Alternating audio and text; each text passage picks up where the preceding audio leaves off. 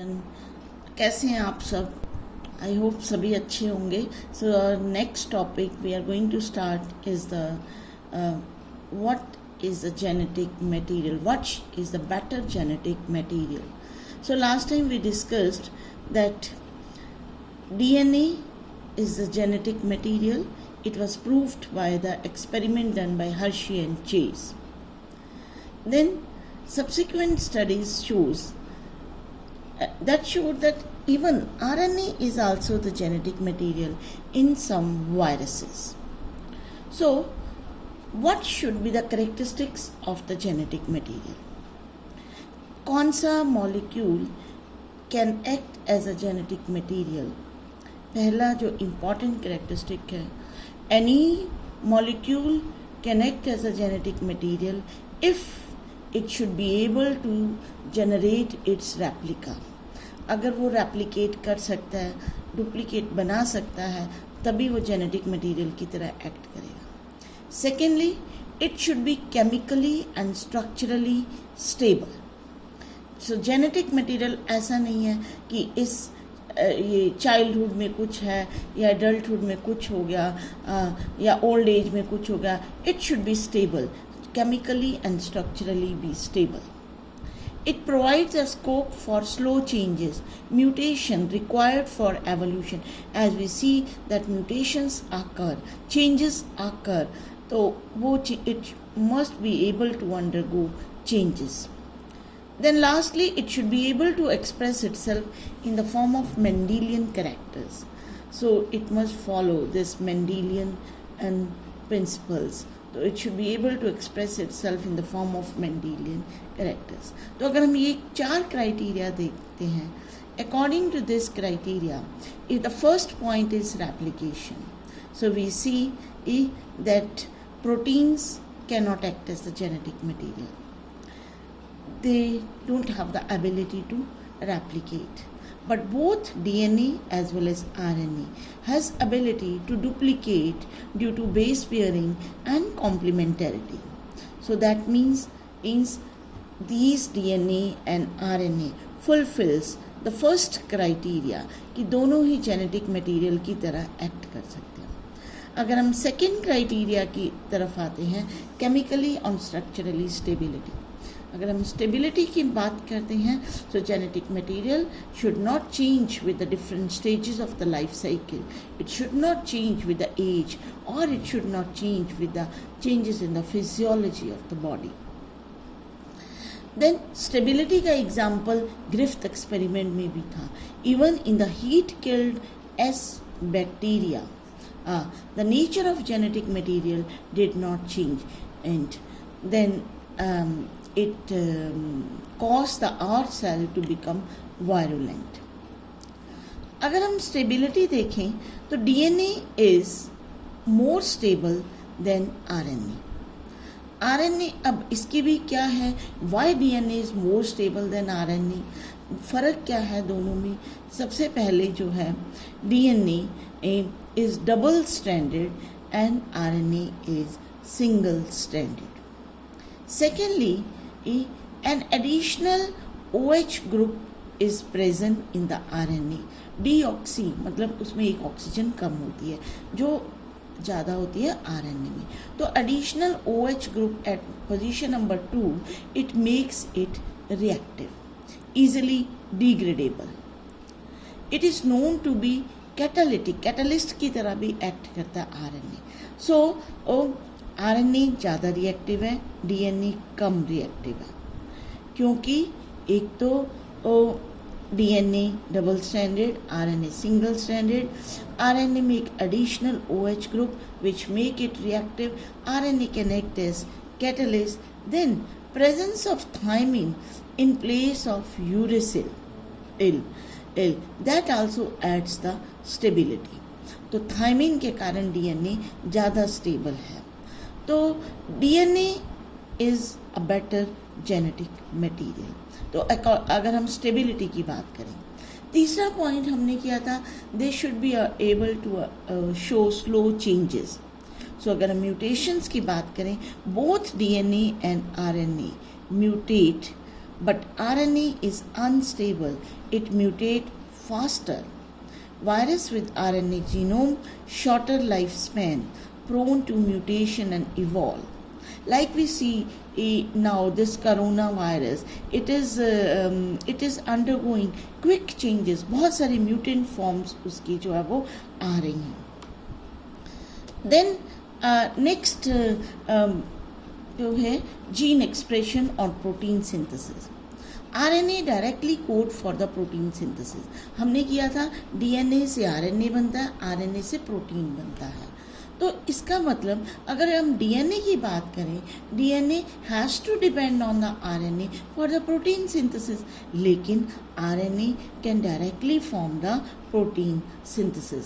So protein synthesis machinery evolves around the RNA. So इन सब की कंक्लूजन क्या है? Both DNA and RNA function as the genetic material, but DNA is a better genetic material because it is more stable than RNA. However, RNA is responsible for transmission of genetic information, and it's also genetic material in some of the viruses. So, अब हम आते हैं कि पहला genetic material क्या था, DNA और RNA.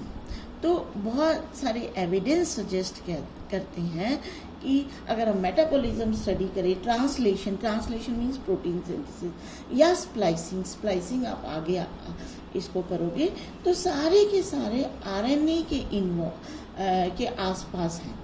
RNA जो है involve in all these. So RNA is the genetic material in the viruses also. तो हम यही सपोज करते हैं कि RNA was the first genetic material, लेकिन during the course of evolution, DNA has evolved from RNA with some modification. क्योंकि RNA unstable था, फिर कुछ मॉडिफिकेशन के कारण जैसे डबल स्ट्रैंडेड बन गया और कॉम्प्लीमेंट्री स्ट्रैंड बन गए, तो इसके कारण जो है वो DNA that was formed from the RNA, the first genetic material, it was RNA. Now our next topic is replication. That is important. Now it is very much clear that DNA is the genetic material. Genetic material is able to replicate. Application means a process by which DNA produces exact copies of the original DNA. हमने उसमें पढ़ा था cell cycle में 11th में there are different phases, G1 phase, S phase, G2 phase is a. तो ये S phase में क्या होता था? DNA replication occurs. Then it was shown that DNA replication is of semi-conservative type. अब semi-conservative type replication कैसे हो सकती है? The two strands of the DNA separate. Each act as a template. Template means parental, and then it synthesizes a new strand. This type of replication is known as the semi-conservative replication. Here it is very much clear from this diagram.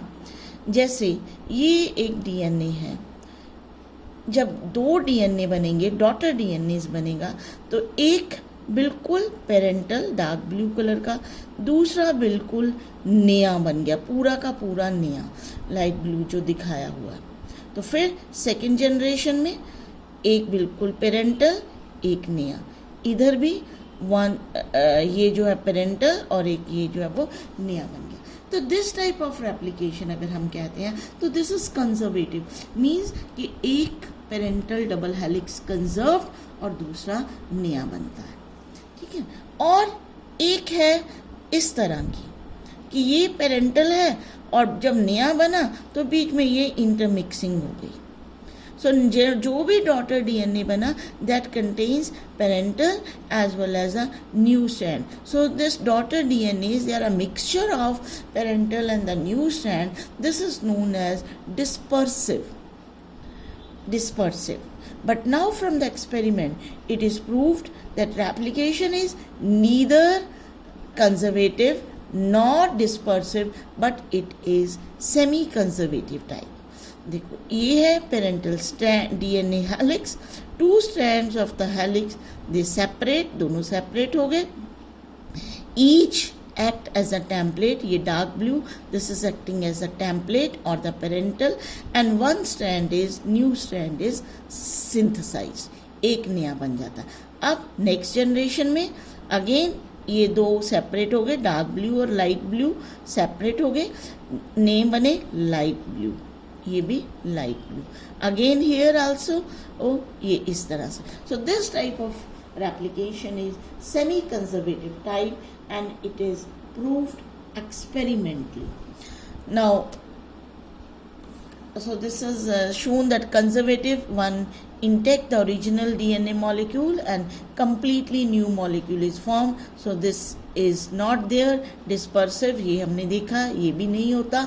old and new strands they are intermixed। और इसके बाद semi conservative जो है one old and one new। So how this occurs? So this was proved by an experiment performed by Michelson and Stoll। तो जैसे मैंने आपको बताया था, जब भी हम कोई एक्सपेरिमेंट करते हैं, जैसे हमने ग्रिफ्थ एक्सपेरिमेंट किया, we discuss name of the scientist, name of the material on which they worked, then procedure, observation and result portion, conclusion और interpretation. That is very very important. So DNA replication is semi-conservative. Hypothesis method, उन्होंने क्या किया? They grew some bacteria in 15N medium. Medium में क्या है, हम बहुत सारे न्यूट्रिएंट्स डालते हैं, तो उन्होंने एक न्यूट्रिएंट अमोनियम क्लोराइड जो डाला, तो अमोनियम क्लोराइड में जो नाइट्रोजन थी वो हैवी टाइप थी 15N। फिर उसके बाद कुछ टाइम के बाद उसको शिफ्ट कर दिया इन medium containing ammonium chloride in which nitrogen was of 14N type light। तो बैक्टीरियल ग्रोथ जो है वो कंटिन्यू है। फिर उन्होंने सैंपल लिए, एक तो स्टार्टिंग में ये सैंपल लिया 0 मिनट के बाद, फिर जब उन्होंने शिफ्ट किया दूसरे मीडियम में, थोड़ी देर ये ग्रो किया, फिर दूसरे मीडियम में डाल दिया। उसके बाद एग्जैक्टली 20 मिनट्स के बाद दूसरे मीडियम में ग्रो करने के बाद 20 मिनट्स के बाद सैंपल लिया, अगेन आफ्टर 20 मिनट्स, यानी कि 40 मिनट, 20 मिनट फिर उसके बाद 40 मिनट्स के बाद सैंपल लिया। तो ये जो सैंपल्स लिए, then they studied with the caesium chloride density gradient method. इसको जब सेंट्रीफ्यूगेशन करते हैं, लाइट वाले ऊपर आ जाते हैं, हैवी वाले नीचे आते हैं। तो इट वाज शोन 0 मिनट के बाद जो सैंपल लिया था कि सारे के सारा डीएनए क्या था, हैवी टाइप, दोनों स्ट्रैंड 15N 15N। जब 20 मिनट बाद सैंपल लिया, मतलब शिफ्ट करने के बाद 20 मिनट बाद सैंपल लिया, 20 मिनट क्या होता है कि this bacteria E coli bacteria use किया था, एस्चेरिशिया कोलाई। ये जो बैक्टीरिया है इसका रेप्लिकेशन टाइम जो है वो 20 मिनट्स है। 20 मिनट्स में ये डिवाइड हो जाता है, यानी कि डीएनए भी 20 मिनट्स में डिवाइड हो जाता है। तो ये जो था 20 मिनट के बाद ये सैंपल में कोई भी हैवी नहीं था, सिर्फ इंटरमीडिएट डेंसिटी थी 14N एंड 15N। फिर उसके बाद जब अगले 20 मिनट में लिया तो डेंसिटी कैसी थी, लाइट एंड इंटरमीडिएट। कुछ स्ट्रैंड लाइट यानी कि 14N और अगला जो था 14N 15N। तो ये इंटरमीडिएट डेंसिटी का था। तो यहाँ से ये क्लियर हो जाता है कि देखो स्टार्टिंग में जो सैंपल था ये डार्क ब्लू कलर के है ना, क्योंकि यहाँ पे ये 15N यूज़ किया। दोनों स्ट्रैंड जो हैं उनमें नाइट्रोजन कैसी है, हैवी टाइप 15N। जब सेमी कंजर्वेटिव मोड होगा तभी क्या होता है कि 2 स्ट्रैंड सेपरेट, ब्लू वन अलग हो गए, नए मीडियम से न्यूट्रिएंट्स यूज़ किए रेड वाले यानी कि 14N वाले। तो एक स्ट्रैंड 14N का, एक 15N वाले का। यहाँ पे आप देख सकते हो 1 रेड 1 ब्लू, 1 रेड 1 ब्लू। तो इसलिए डेंसिटी कैसे आई, इंटरमीडिएट 14N 15N। फिर इसके बाद 20 मिनट्स के बाद लिया, ये ब्लू और रेड सेपरेट हो गए, ब्लू सेपरेट हो गया और रेड सेपरेट हो गया। अब दोनों ने नए बनाने हैं, नए इसी मीडियम में, तो ऐसे ही बनाएंगे, यही वाले न्यूट्रिएंट्स लेंगे, यानी कि 14N यूज़ करेंगे। तो ये बन गया, जिसके पास ब्लू था ब्लू रेड, और ये रेड था, नया भी रेड बना, रेड रेड, यानी कि 14N, और यहाँ पे भी ये दो सेपरेट हो गए, 14N 15N। So here we सी, एक तो लाइट वाले बन गए, ये लाइटर डेंसिटी वाले, और ये दो जो थे इंटरमीडिएट डेंसिटी वाले जो है वो DNA बना। So that proves that this is possible only it is semi conservative mode of replication। ये जस्ट जो मैंने बताया आपको प्रोसीजर बताया, they grew E. coli on 15 ammonium chloride medium, heavy isotope है नाइट्रोजन का, दोनों स्ट्रैंड कैसे 0 मिनट में 15N दे एक्सट्रैक्टेड, उन्होंने निकाला उसमें से caesium chloride density gradient centrifugation. This is very important, every part is important, क्योंकि 5 नंबर का क्वेश्चन आता है, तो you should not miss any point. Caesium chloride density gradient centrifugation के साथ सेपरेट किया, तो यहाँ पे डेंसिटी के बेस पे वो सेपरेट होते हैं। तो after 20 minutes when they shifted this to the 14N medium, फिर उसके बाद 20 मिनट के बाद, शिफ्ट करने के 20 मिनट के बाद उन्होंने देखा कि ये जो थी इंटरमीडिएट डेंसिटी, अगले 20 मिनट में देखा कि ये जो है, यानी कि 40 मिनट के बाद light and intermediate densities were there. So this is due to the semi conservative mode of replication.